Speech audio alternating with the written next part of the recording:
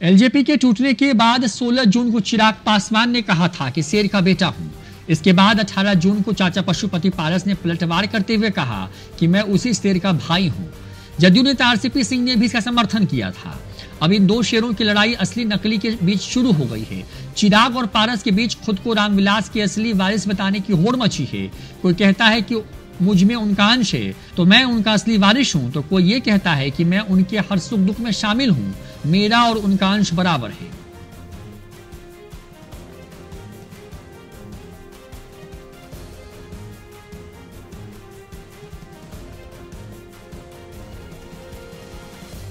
पांच जुलाई को रामविलास पासवान की जयंती पर चिराग पासवान आशीर्वाद यात्रा निकाल रहे हैं। वहीं चाचा पारस भी भाई रामविलास की जयंती पर 10,000 लोगों को भोज कराएंगे।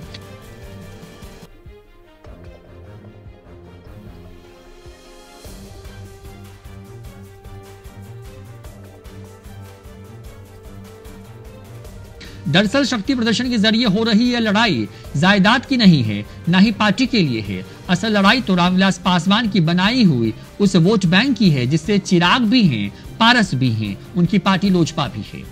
अब इन वोट बैंक पर किसका कितना हक होगा ये तो पता नहीं, लेकिन लड़ाई में यह साबित करना होगा कि अगला पासवान का नेता कौन होगा। अगले महीने यानी कि 5 जुलाई को रामविलास पासवान की जयंती है। रामविलास पासवान के निधन के बाद ये पहली जयंती है। इसको लेकर के एलजेपी के दोनों गुटों में बराबर की तैयारी है। इस दिन चिराग पासवान आशीर्वाद यात्रा लेकर के निकलने वाले हैं। इसके पीछे का लक्ष्य है कि चिराग पासवान पूरे बिहार में घूमकर ये साबित करेंगे कि रामविलास पासवान के निधन के बाद वही असली वारिस हैं। चिराग का ही पासवान वोट बैंक पर अधिकार है। वहीं पशुपति कुमार पारस उस दिन 10,000 लोगों को भोज कराने की तैयारी में जुट गए हैं। इस दिन दलित सेना और एलजेपी के 10,000 से ज्यादा कार्यकर्ताओं को बुलाने की तैयारी है। पारस गुट ने तो राज्य सरकार से जगह देने के लिए अर्जी भी लगा दी है। उनका मानना है कि रामविलास पासवान के निधन के बाद से पहली जयंती है जिसे धूमधाम से मनाया जाएगा। एक तरफ से चाचा भतीजा में शक्ति प्रदर्शन करने की होड़ शुरू हो गई है।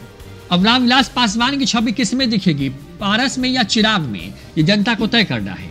माना जाता है कि पिता के बाद उसके बेटे को ही उसका असली वारिस के रूप में देखा जाता है। ऐसे में चिराग पासवान में ही रामविलास पासवान की छवि दिखती है। वैसे भी देश में कई उदाहरण हैं जिसमें पिता के बाद पुत्र को ही असली हकदार माना जाता है। इंदिरा गांधी के बाद राजीव गांधी, मुलायम के बाद अखिलेश, लालू के बाद तेजस्वी, बाल ठाकरे के बाद उद्धव ठाकरे सहित दर्जनों उदाहरण देश की राजनीति में है जिसमें माता पिता के बाद पुत्र को ही वारिस माना जाता है। इस मामले में भी चिराग का पलड़ा भारी है। देखना होगा कि लोजपा के इस शक्ति प्रदर्शन में चिराग और पारस में कौन किस पर भारी पड़ता है और पासवान वोट पर किसका अधिकार आने वाले वक्त में स्थापित होता है। न्यूज 4 नेशन की रिपोर्ट।